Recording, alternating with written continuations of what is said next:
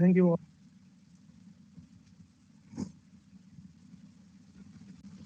जिनको मैं पढ़ाता हूँ, देखो भारत का जो इतिहास है सब मैंने अपने फेसबुक आईडी पे शेयर किया है डिटेल में। अभी मुझे इसको अपलोड करना होगा अमेजोन पे, वहाँ मिलेगी। ये बुक तब की लिखी हुई है जब मेरे पास टाइम था, 2 साल पहले। इंस्टा पर हूँ मैं,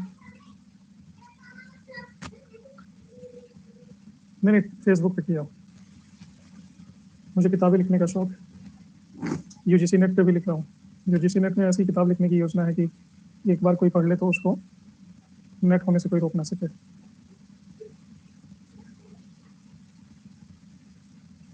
गुड इवनिंग।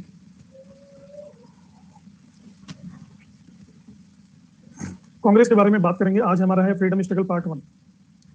फ्रीडम स्ट्रगल का जो आधार है भारत में वो है कांग्रेस पार्टी।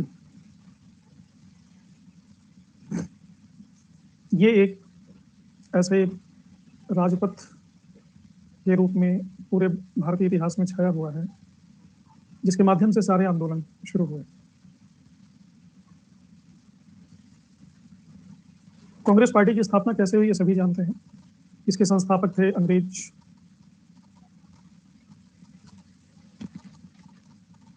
इसके संस्थापक इसको एक नेशनल मूवमेंट के लिए नहीं ला रहे थे अस्तित्व में। इनका उद्देश्य था जिसको कहते हैं ना कि सेफ्टी वॉल। कांग्रेस पार्टी को एज ए सेफ्टी वॉल लाना चाहते थे क्योंकि 1857 की क्रांति में ये देखा जा चुका था कि बैलेंस कभी भी बिगड़ सकता है और कभी भी क्रांति का विस्फोट हो सकता है। थैंक यू जी।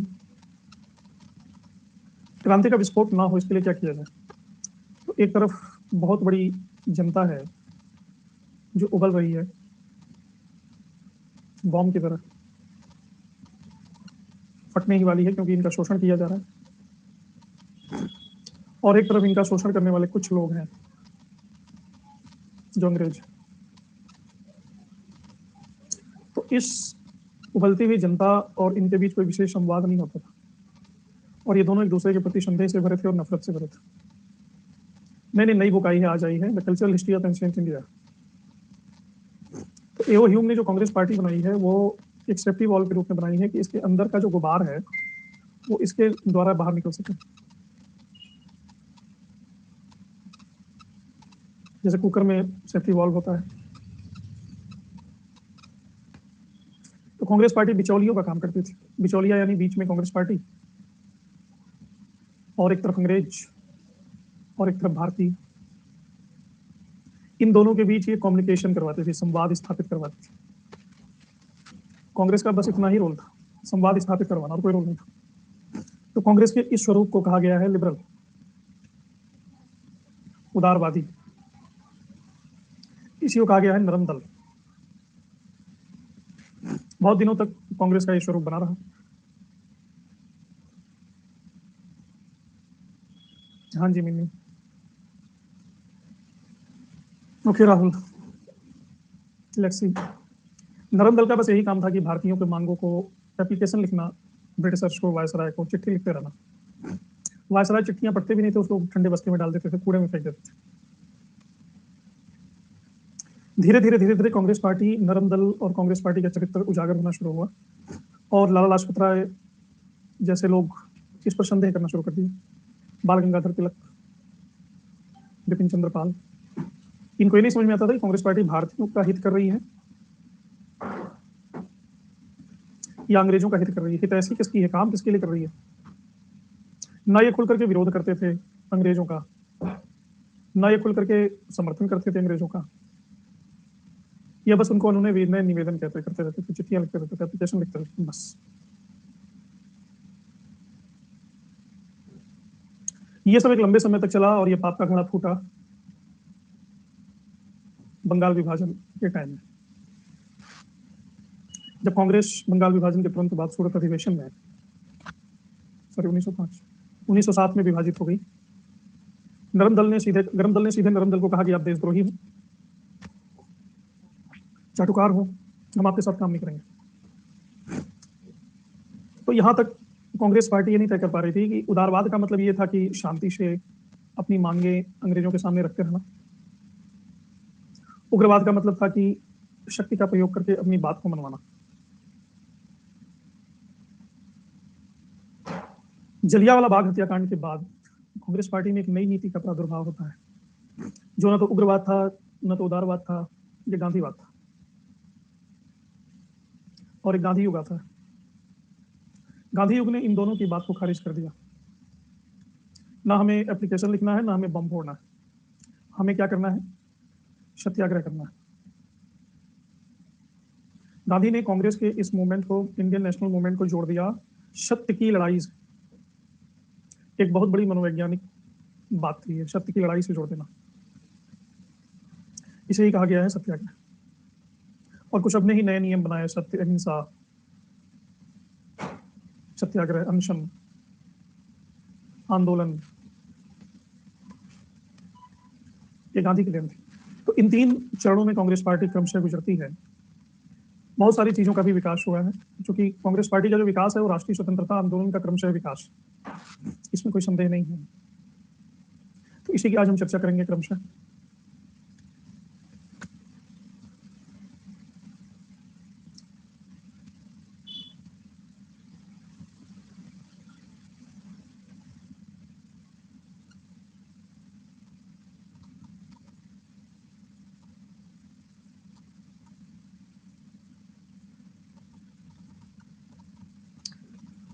कांग्रेस का पहला अधिवेशन हुआ है बंबई में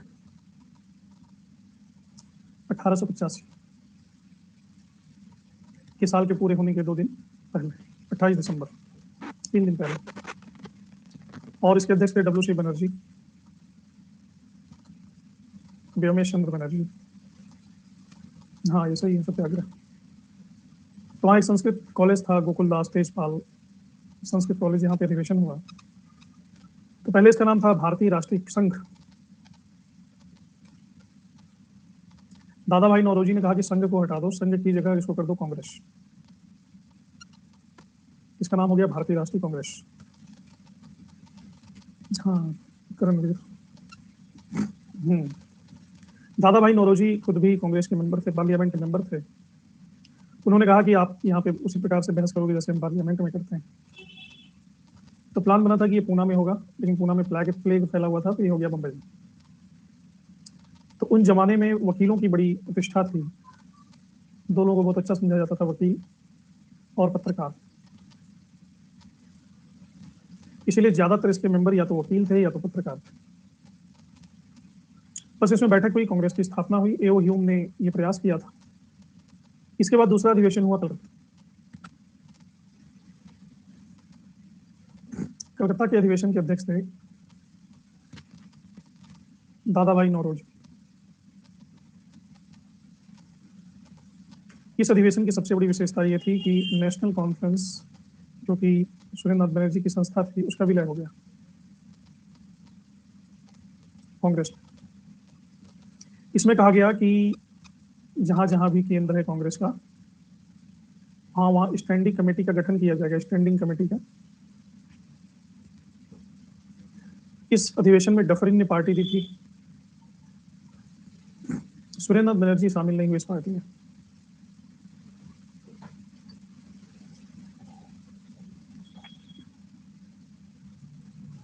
हाँ जी, हाँ जी, बहुत बढ़िया, इंप्रेस करो एग्जामिनर को। तो ये दूसरे कांग्रेस की विशेषता थी। स्टैंडिंग कमेटी मतलब कांग्रेस की वो कमेटी जो एक्टिव है, एक्टिव कमेटी। तीसरा अधिवेशन कांग्रेस पार्टी का होता है मद्रास में,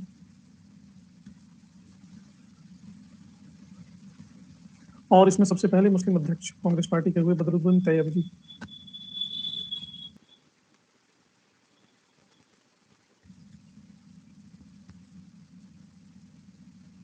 इसकी विशेषता यह है कि पहली बार आम जनता के लिए कांग्रेस के दरवाजे को खोल दिए और शामिल होने की अपील की गई आम जनता से, और सरकारी अधिकारियों की आलोचना की गई। अभी तक सरकारी अधिकारियों की अनुशंसा की जाती थी। भारतीय भाषाओं में भी भाषण हुआ, और कांग्रेस ने सरकारी अधिकारियों की आलोचना की, और डफरिन ने जो पार्टी दिया था, इसने कांग्रेस की आलोचना।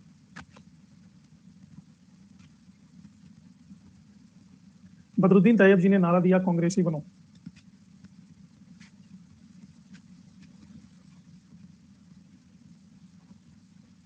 एमजी रनाडे ने इसी समय से कांग्रेस के मंच से एक नई पार्टी शुरू की, सोशल कॉन्फ्रेंस।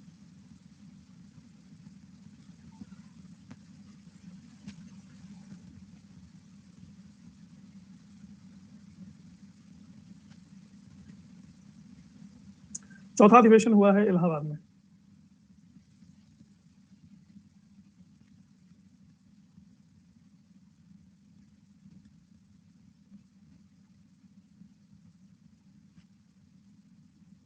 और इसके अध्यक्ष थे जॉर्ज यूल।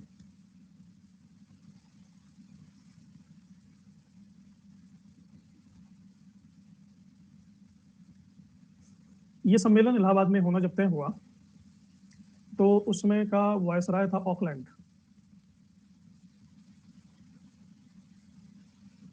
ऑकलैंड ने पूरी कोशिश की कि इलाहाबाद में अधिवेशन ना हो। अच्छा, इलाहाबाद से, वेरी गुड। लेकिन राजा दरभंगा बिहार में थे, इन्होंने एक बड़ा सा सभागार जिसका नाम था लोथर काउंसिल खरीद करके कांग्रेस को गिफ्ट कर दिया अधिवेशन होने के लिए। इस अधिवेशन में लाला लाजपत राय पार्टिसिपेट करते हैं और उन्होंने पहली बार हिंदी में भाषण दिया। इसी अधिवेशन में कांग्रेस का संविधान बना और यह निर्णय हुआ कि कोई भी ऐसा नियम नहीं बनेगा जिसमें सांप्रदायिकता हो। ह्यूल ने कहा कि सबसे पहले हम भारतीय हैं, फिर अन्य कोई जाति हैं। डफरिन इससे परेशान हो गया। डफरिन ने कहा कि कांग्रेस माइनॉरिटी को रिप्रेजेंट करती है, सभी को नहीं। तो ये पहले 4 अधिवेशन थे कांग्रेस पार्टी के। 5वां अधिवेशन फिर होता है बंबई में।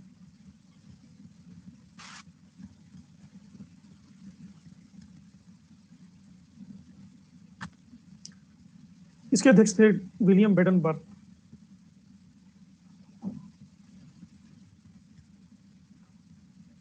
ये एओ ह्यूम के जीवनीकार भी रहे हैं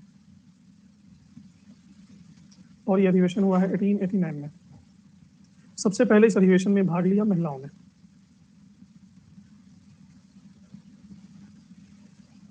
इस अधिवेशन में यह प्रस्ताव पारित हुआ कि 21 साल के होने पर ही मत देने का अधिकार दिया जाए।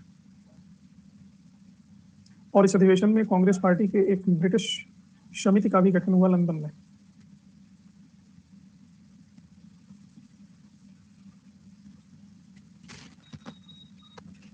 कांग्रेस पार्टी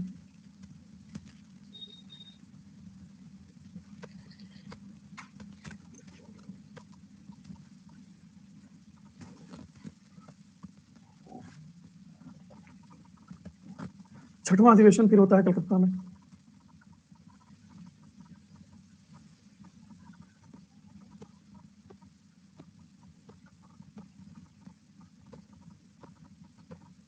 यह होता है 1890 में और इसके अध्यक्ष होते हैं फिरोज शाह मेहता। इस अधिवेशन की विशेषता यह है कि कलकत्ता विश्वविद्यालय की पहली महिला स्नातक कादम्बिनी गांगुली ने इसको संबोधित किया।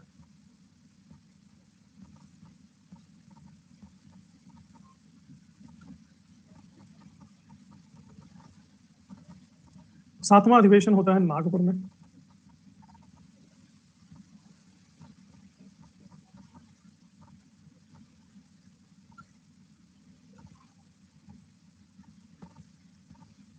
इसमें कहा गया कि कांग्रेस का मतलब है राष्ट्रीयता।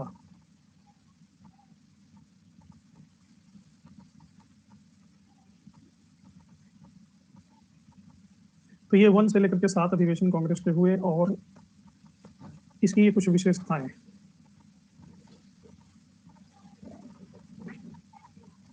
सातवें अधिवेशन के अध्यक्ष थे पी आनंद चार्लो। ये सब तो पहले से तुम लोग पढ़े ही होंगे। कांग्रेस के अधिवेशनों के बारे में तो आप लोगों को सब पता ही होगा, इसमें कोई नई बात तो लग नहीं रही होगी।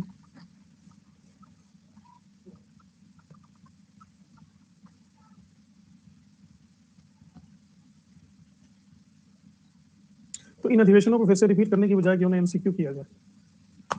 भूल गए हो? दो विकल्प हैं कि या तो इनको पढ़ा दिया जाए या तो एमसीक्यू किया जाए मॉडर्न के।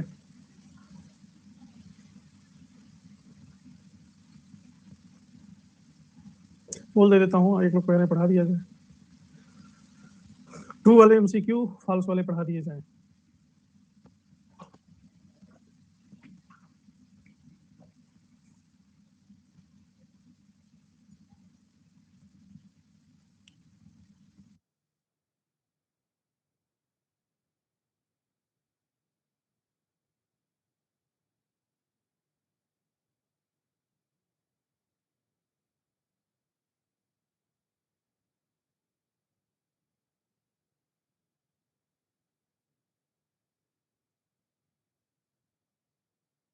ठीक है, एमसीक्यू ही मैं अपलोड करता हूँ, 1 मिनट का टाइम, तो पूरी हिस्ट्री से करते हैं, जैसे मॉडर्न से,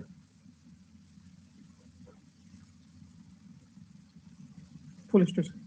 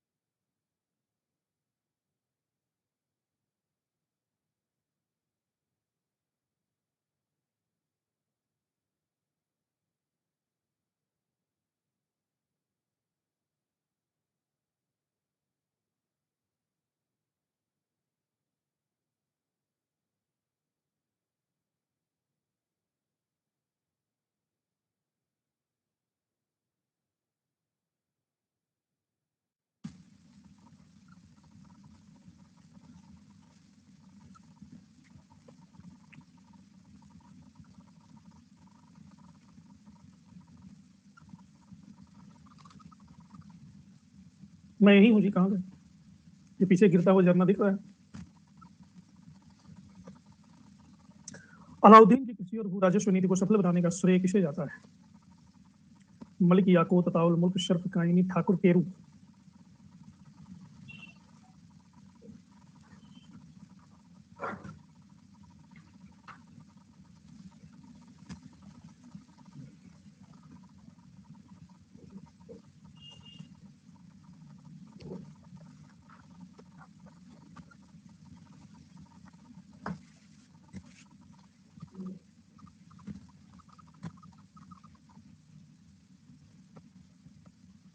सर्फ काइनी का नाम नहीं सुना आप लोगों ने?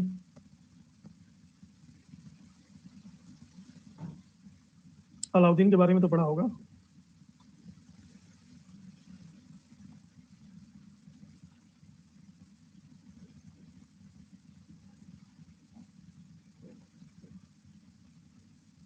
अलाउद्दीन खिलजी के समय का ये अमीन था।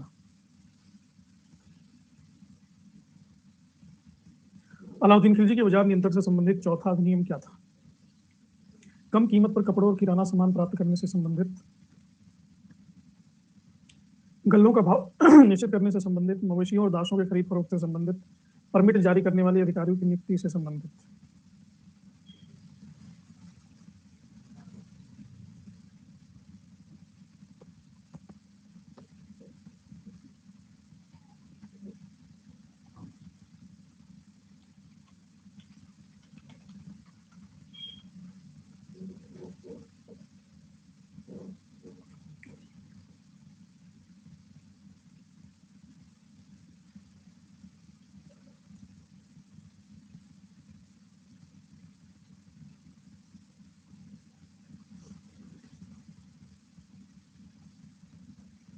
पहला अधिनियम था सभी प्रकार का अनाजों का भाव निश्चित करना,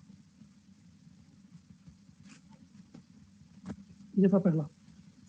दूसरा अधिनियम के द्वारा मलिक कबूल उलूक खानी को शाहनाई मंडी बनाया गया।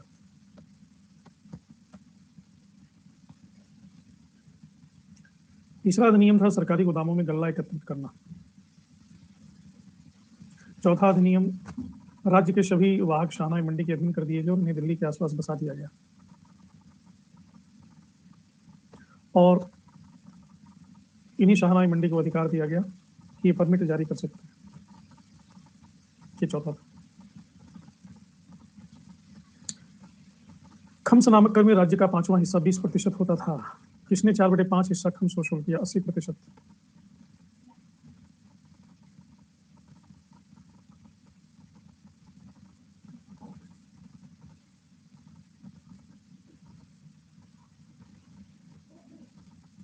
ये क्वेश्चन सही नहीं है।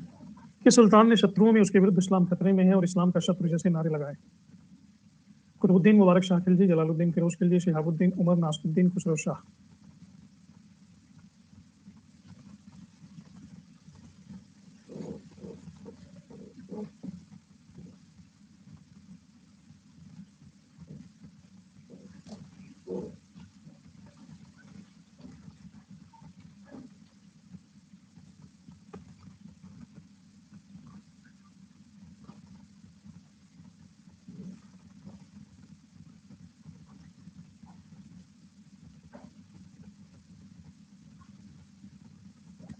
बैक क्वेश्चन क्या सही था?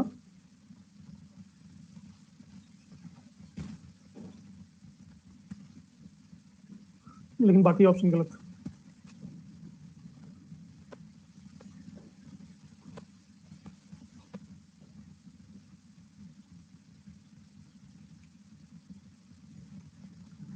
ये मलिक गाजी और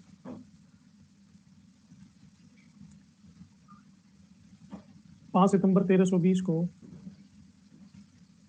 गयासुद्दीन तुगलक और खुसरो के बीच युद्ध हुआ। खुसरो हार गया और गाजी मलिक को गयासुद्दीन तुगलक के नाम से दिल्ली के सिंहासन पर बिठाया गया। खिलजी काल की तुलना में तुगलक वंश में एक महत्वपूर्ण विदेश नीति का परिवर्तन क्या था? दक्षिण के राज्यों से सिर्फ अधीनता स्वीकार करना, दक्षिण के कुछ हिस्सों को सल्तनत में मिलाना, दक्षिण के राज्यों को पूरी तरह दिल्ली की सल्तनत में मिलाना, इनमें से कोई नहीं।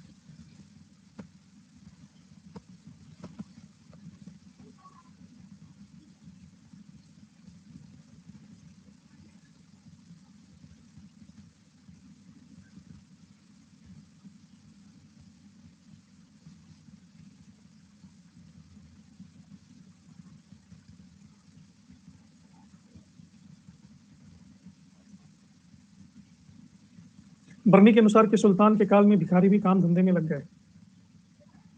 अलाउद्दीन, कुतुबुद्दीन मुबारक शाह, गयासुद्दीन फिरोज।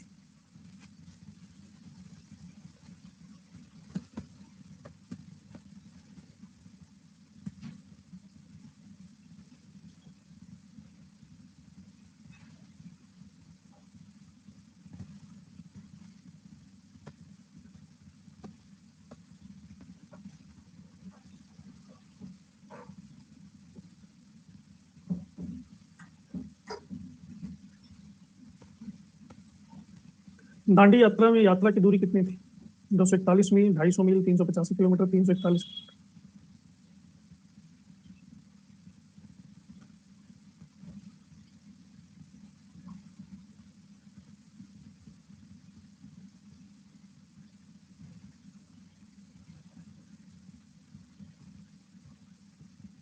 1 मील में 1 किलोमीटर में है।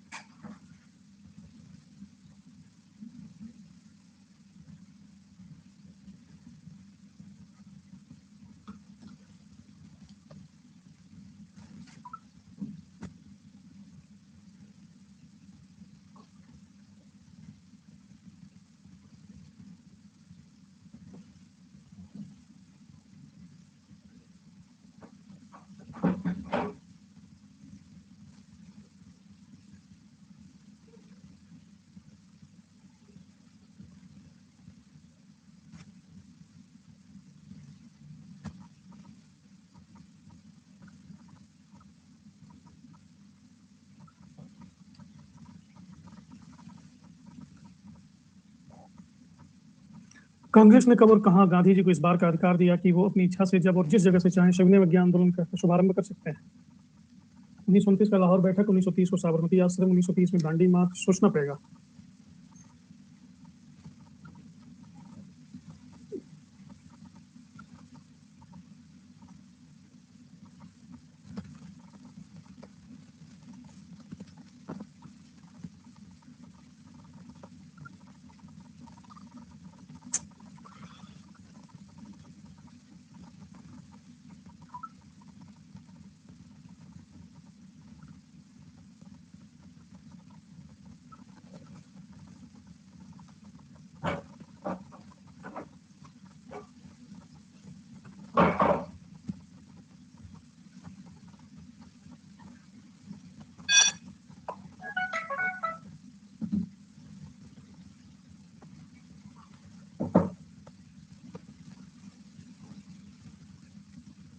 मैंने कुरान के नियम तो पढ़े नहीं है, परंतु मैं एक सच्चा मुसलमान हूँ, तथापि जो लोग मेरी आज्ञा नहीं मानते उन्हें कठोर दंड देने पड़ते हैं। किसने कहा है? औरंगजेब, बाबर, मोहम्मद बिन कासिम, अलाउद्दीन खिलजी।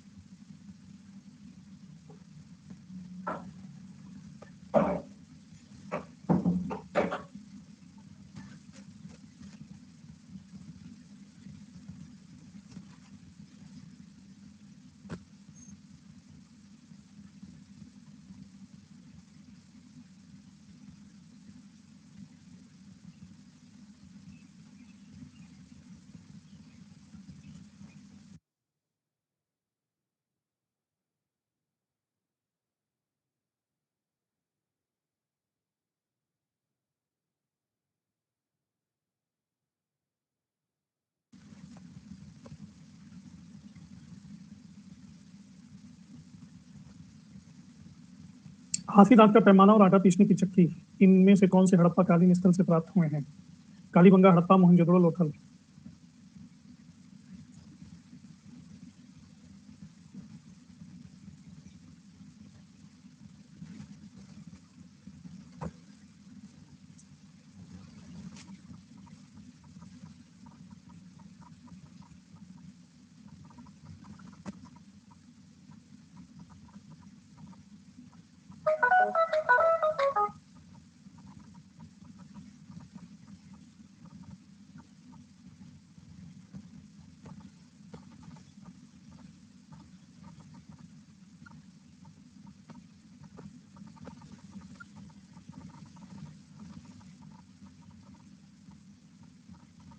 भरने के अनुसार इन सैनिक अभियान साल्ट रेंज के फलस्वरूप इतने घोड़े प्राप्त हुए, बाजार में उनका मूल्य ही गिर गया। 30 या 40 टकों में घोड़ा खरीदा जा सकता था। बर्नी के शासक के अभियान के बारे में बता रहा है। इल्तुतमिश, अलाउद्दीन खिलजी, मोहम्मद बिन तुगलक, बलबन।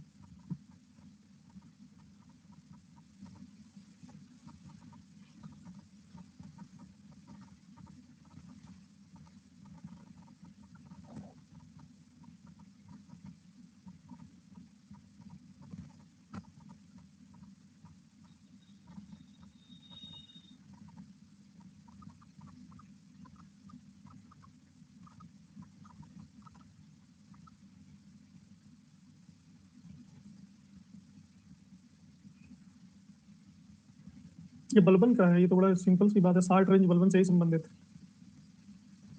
प्रथम गोलमेज सम्मेलन जेम्स पैलेस में आयोजित किया गया था। व्हाइट हॉल से लेकर 1932 में सांप्रदायिक संचार की घोषणा की गई थी।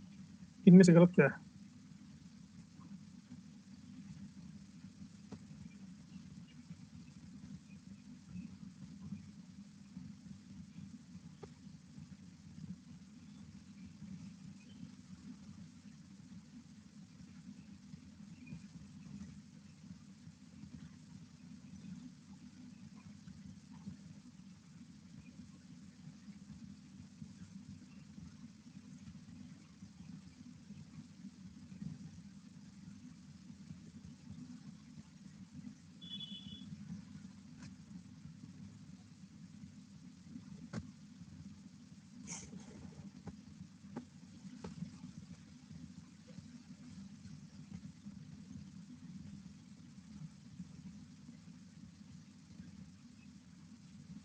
सी होना चाहिए, दोनों ही कथन असत्य हैं, या गलती हो गया।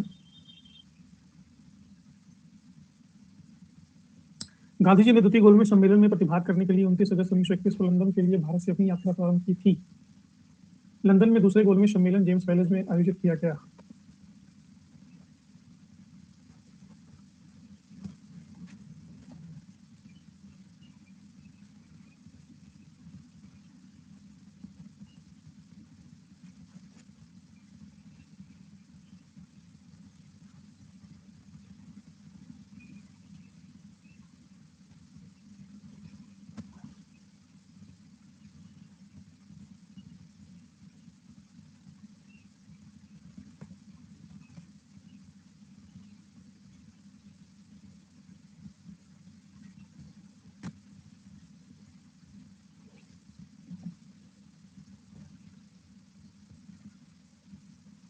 मैं जो प्रयास करता हूँ असफल हो जाता है। विद्रोही, विरोधी, अवज्ञाकारी और बुरा चाहने वाले लोगों का उपचार है तलवार। मैं जब तक अपनी तलवार चलाकर सजा देता रहूंगा, तब तक कि वह काट नहीं देती या चूक नहीं जाती।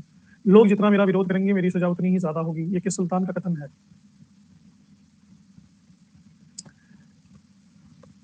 बलबन मोहम्मद बिन तुगलक अलाउद्दीन खिलजी, ए तो इनवैलिड है, बी सी डी में आंसर करना है।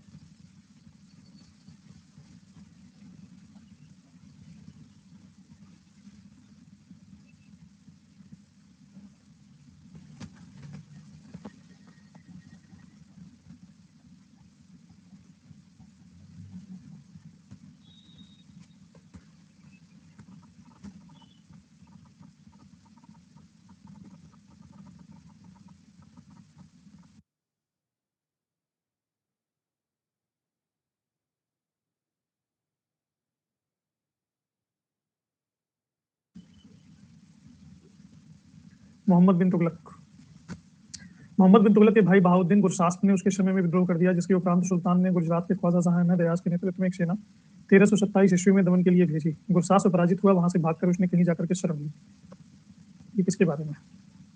द्वार समुद्र के शासक वीर बल्लाल, विजयनगर के शासक हरिहर और बुक्का, वारंगल के शासक कन्हैया, काम्पिल्ली के काम्पिल्ली देव।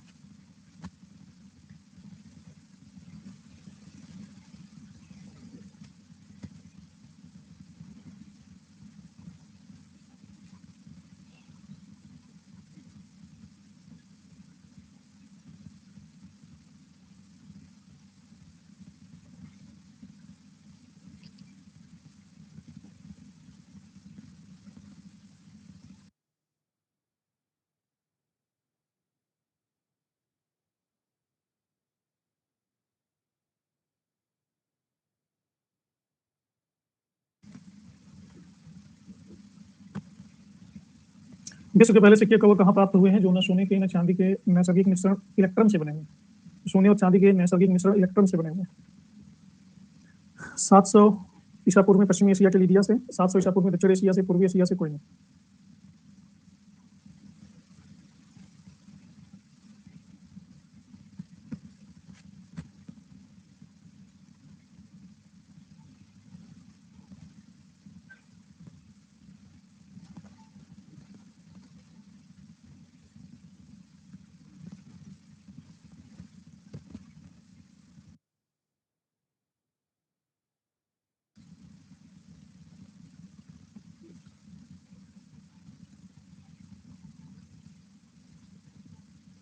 पश्चिमी एशिया के लीबिया से। शिक्षा मानव को बंधनों से मुक्त करती है। पश्चिमी एशिया बता रहा, वेस्ट एशिया में। वेस्ट एशिया तुर्की, तुर्की लीबिया उसके आसपास के इलाके। शिक्षा मानव को बंधनों से मुक्त करती है और आज के युग में यह लोकतंत्र की भावना का आधार भी है। जन्म तथा अन्य कारणों से उत्पन्न जाति और वर्णगत विषमताओं को दूर करते हुए मनुष्य को इन सबसे ऊपर उठाती है। ये किसने कहा है? नेहरू, राधाकृष्णन, मौलाना अबुल कलाम आजाद, इंदिरा गांधी।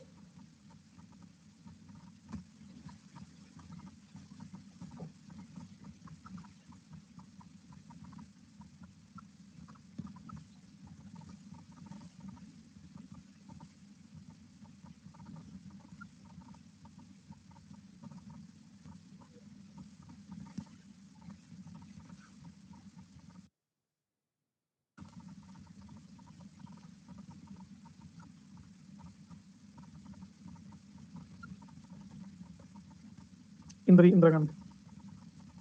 राजपूत स्वाधीनता का प्रथम सफल विजेता अकबर था, ये किस इतिहासकार ने कहा है? कर्नल टॉड, आरपी त्रिपाठी, लेन पोल और सतीश चंद्र।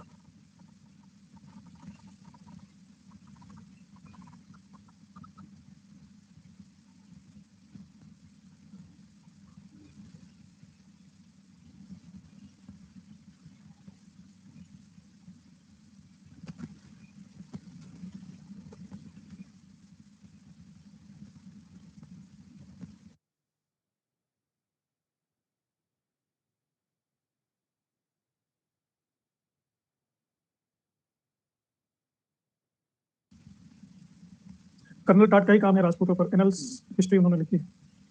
कांग्रेस के विभाजन पर किसने लिखा था कि विभाजन का मतलब विनाश होगा और जब नौकरशाही के लिए दोनों वर्गों को दबाने के लिए कोई विशेष कठिनाई नहीं होगी? सरोजिनी नायडू, जवाहरलाल नेहरू, मोतीलाल घोष, गोपाल कृष्ण गोखले।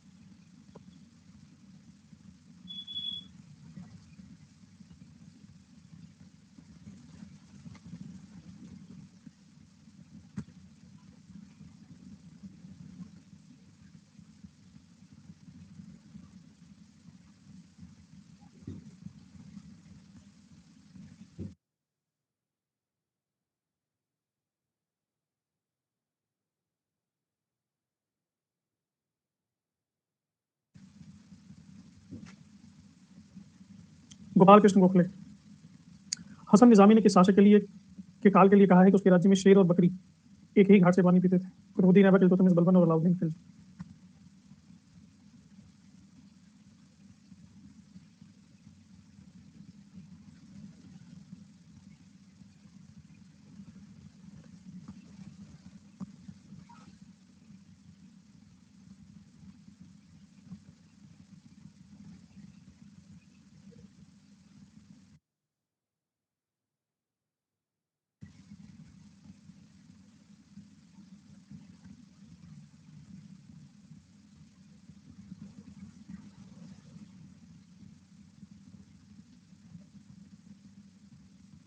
कुतुबुद्दीन ऐबक।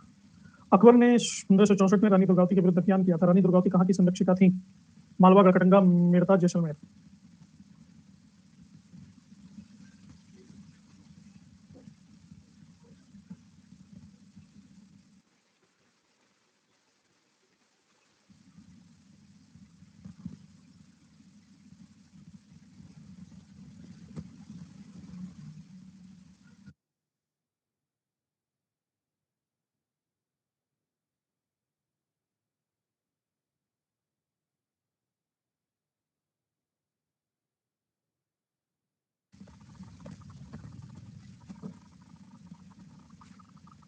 महादाह के विषय में सही कथन का चयन करें। सर्वप्रथम बूचड़ खाने के साक्ष्य मिले हैं। ये उत्तर प्रदेश के प्रतापगढ़ जिले में है। एक ही कब्र में महिला पुरुष को साथ दफनाए जाने के साक्ष्य मिले हैं। एक कंकाल में कशलियों में तीर धंसा मिला है।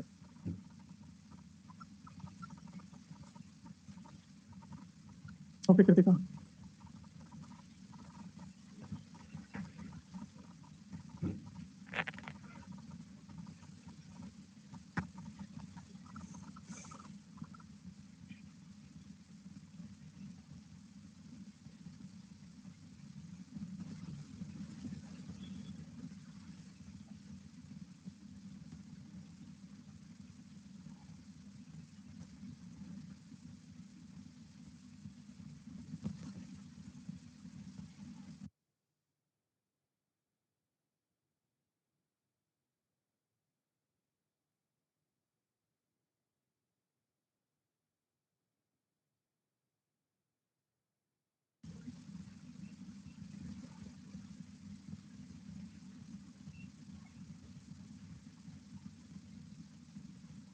हीरानु शास्त्री और डॉक्टर प्रमोद चंद्र ने एलिफेंटा की मूर्तियों को 7वीं शताब्दी में निर्मित माना है।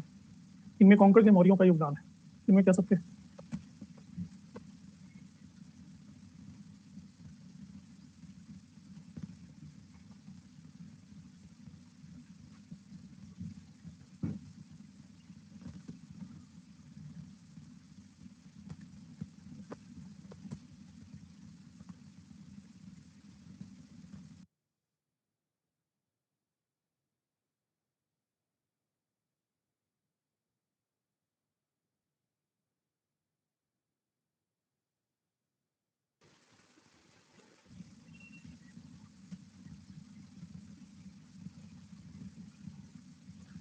कोंकण के मौर्यों का योगदान है, इसीलिए ये पता हीरानु शास्त्री और डॉक्टर प्रमोद चंद्र ने निष्कर्ष निकाला है कि ये 7वीं शताब्दी में निर्मित हुए थे, क्योंकि कोंकण के मौर्यों का एग्जिस्टेंस 7वीं शताब्दी में था।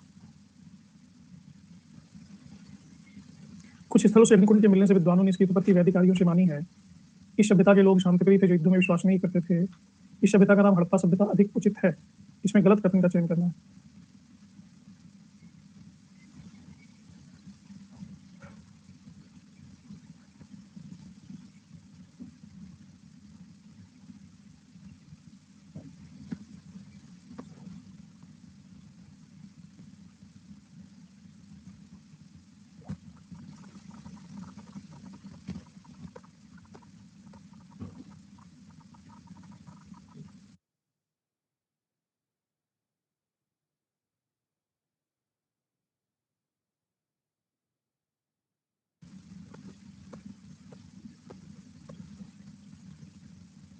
हड़प्पा और मेसोपोटामिया सभ्यता के बारे में सही कथन का चयन करें। दोनों में लिपि मिली है, जिसमें काफी भिन्नता है।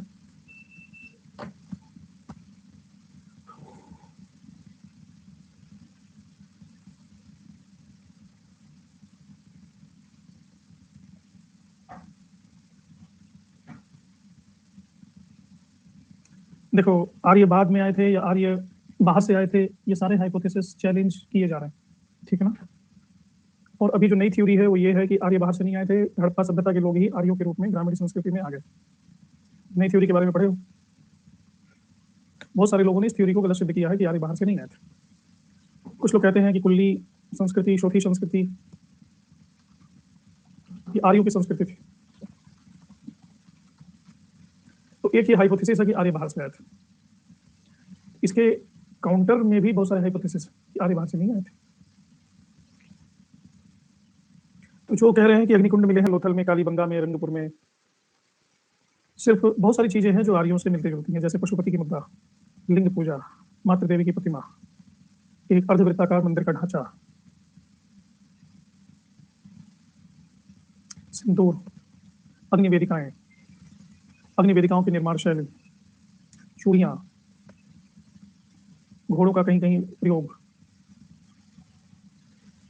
और भी ऐसी हजार चीजें गिनाई जा सकती हैं। जिन फसलों का ऋग्वेद में नाम है वो फसलें वहां उपस्थित थी, जौ, कपास।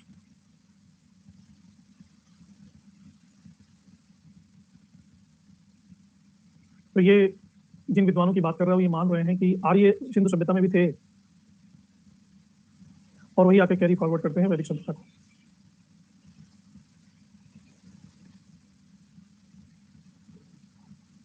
हड़प्पा और मेसोपोटामिया सभ्यता के बारे में सही कथन का चयन करें। दोनों में लिपि मिली है जिसमें काफी भिन्नता है। मेसोपोटामिया की लिपि में 400 अक्षर हैं, जबकि हड़प्पा में 900। सैंधो सभ्यता की नगर योजना सुमेरियों से ज्यादा व्यवस्थित थी।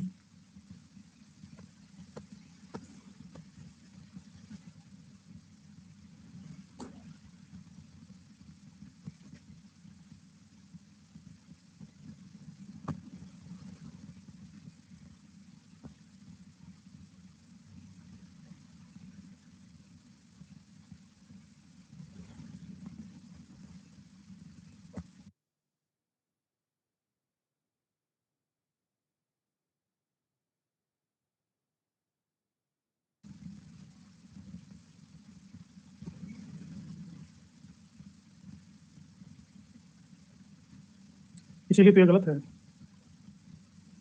ये और सी सही। व्हीलर के अनुसार हड़प्पा सभ्यता का जन्म विदेशी तत्वों से हुआ है। क्रेमर के अनुसार 2400 ईसा पूर्व यहाँ मेसोपोटामिया के लोग आए थे जिन्होंने सिंधु घाटी सभ्यता का विकास किया। इनमें क्या सही है?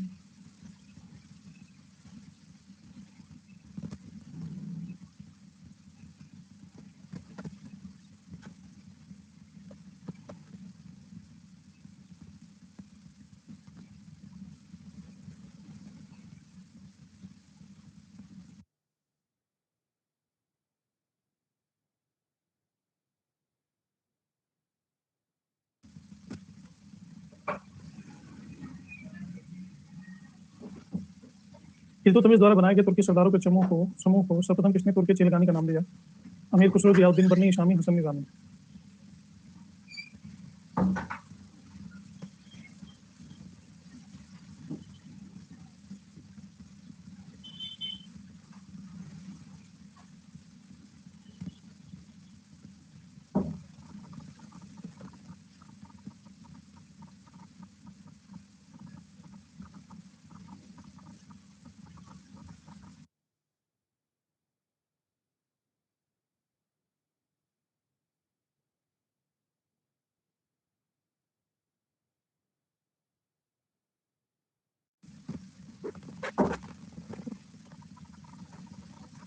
अकबर के नौरत्नों में से एक बीरबल किस अभियान के समय मारा गया?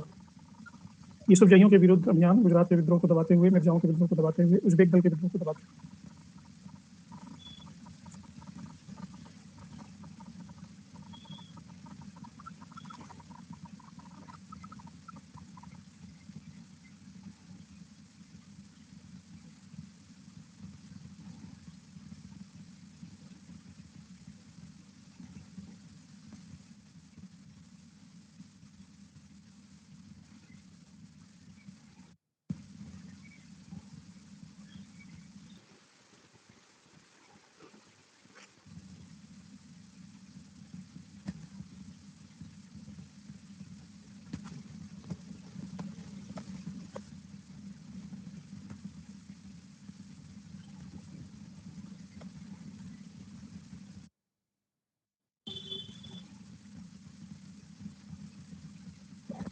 माउंटबेटन ने गांधी जी के बारे में कहा, जो काम 50,000 हथियारबंद सिपाही नहीं कर सकते थे, उसे महात्मा जी ने कर दिया। इस कथन का सार किससे संबंधित है? नागरिकों के समान अधिकार से, स्वतंत्रता प्राप्त करने से, शांति कायम करने से, आंदोलनों को अहिंसात्मक रूप प्रदान करने से।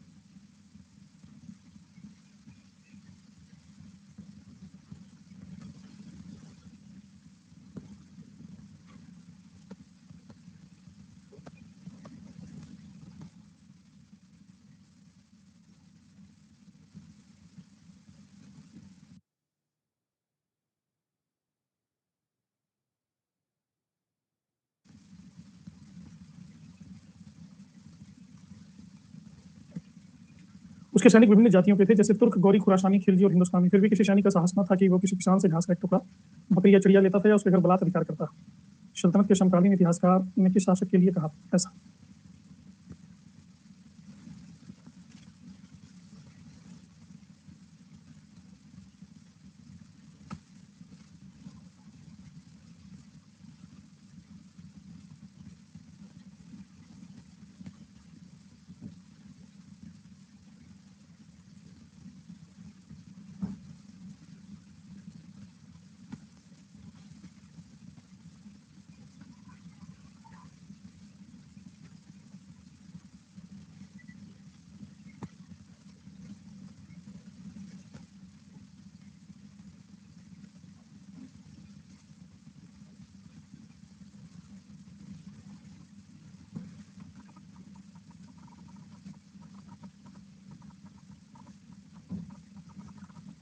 कुतुबुद्दीन ऐबक।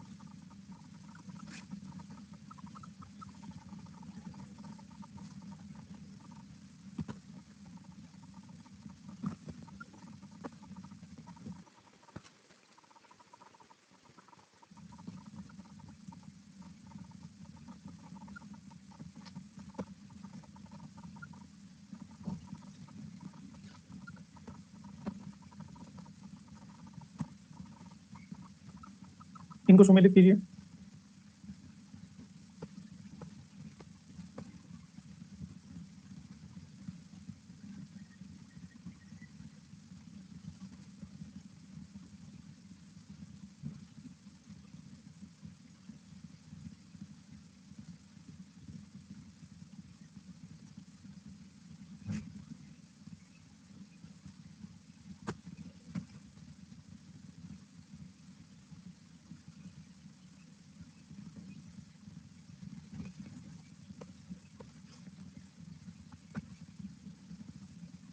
रामकृष्ण परमहंस के धार्मिक नीति वचन का प्रमुख लक्षण उनका सभी धर्मों की सत्यता में विश्वास था।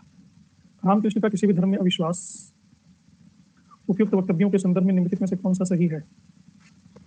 ये क्लियर नहीं है। नेक्स्ट। निम्नलिखित को सही तिथिक्रम में लिखिए। व्यक्तिगत सत्याग्रह, नमक सत्याग्रह, स्वराज पार्टी, रचनात्मक कार्यक्रम।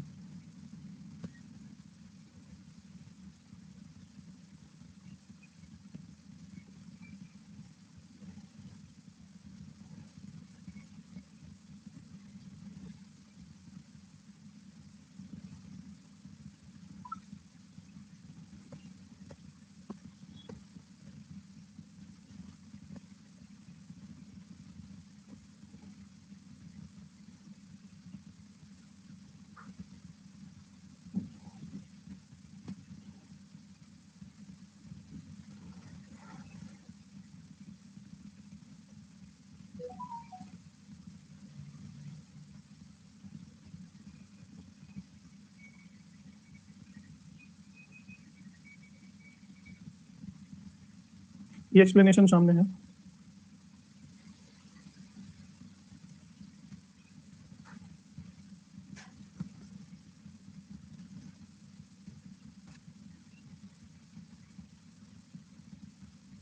किस नेता ने गांधी का विरोध किया जब उन्होंने 1922 में असहयोग आंदोलन को वापस ले लिया? सी राजगोपालाचारी, वल्लभ भाई पटेल, सी आर दास, मौलाना आजाद।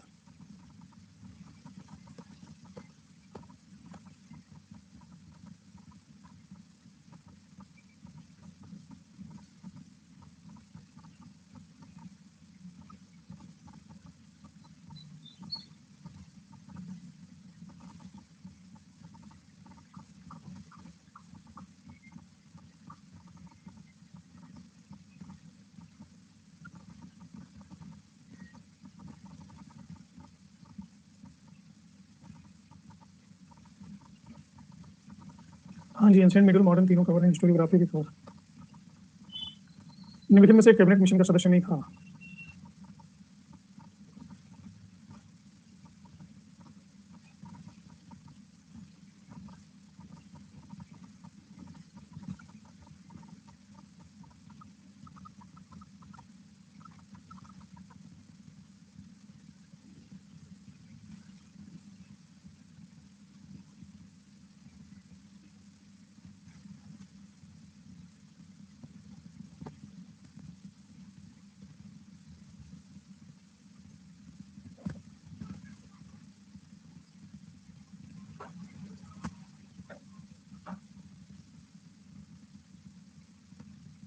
कौन सा एनएल्स स्कूल का प्रभावी लेक्चर नहीं है?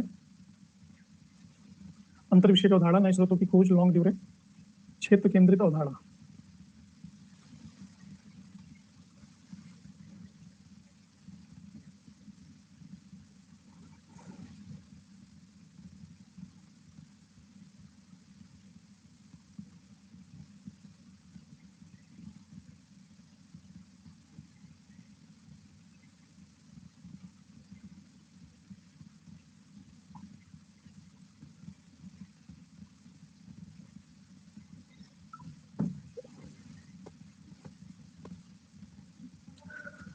अनाल्स स्कूल का नाम सुने हो हिस्टोरियोग्राफी में?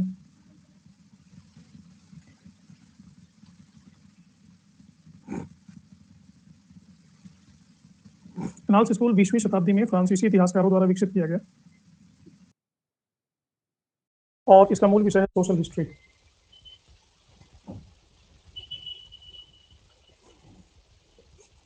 तो ये सामाजिक इतिहास पे काम करते हैं।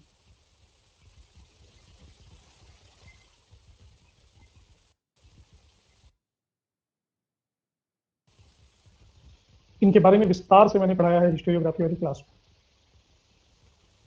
हालांकि ये सामाजिक, मानवशास्त्री, समाजशास्त्री, आर्थिक, भौगोलिक, मनोवैज्ञानिक, इन सभी का इतिहास लिखते हैं, लेकिन परंपरागत रूप से जो इतिहास लिखा जा रहा है उसमें केवल राजनीति के बारे में बताया जाता है।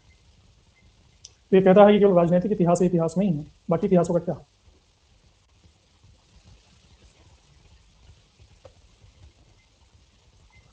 निम्नलिखित में से किसने विचार रखा था कि इतिहास में कोई वस्तु परखता नहीं होती? उत्तर आधुनिकवादी, मार्क्सवादी, नव उपनिवेशवादी, उपाश्रितवादी। उपाश्रित यानी सबल्टन, उत्तर आधुनिक यानी पोस्ट मॉडर्निज्म।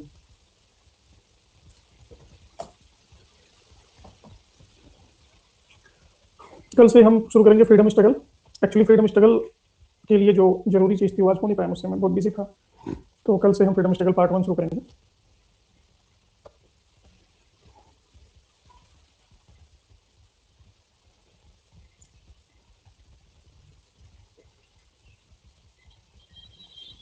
सारा याद कवर करेंगे, पेपर 1 की सारी बरकरार दी। ये फाइनल लीडर बोर्ड है। जे आर कविता फर्स्ट, सोना ठाकुर सेकंड, सुशील थर्ड, हर्षित सुहानी, प्रिया, मुनमुन, श्वेता, सुनीता। तब हम मिलते हैं शाम की क्लास में 9 बजे। तब तक के लिए बाय।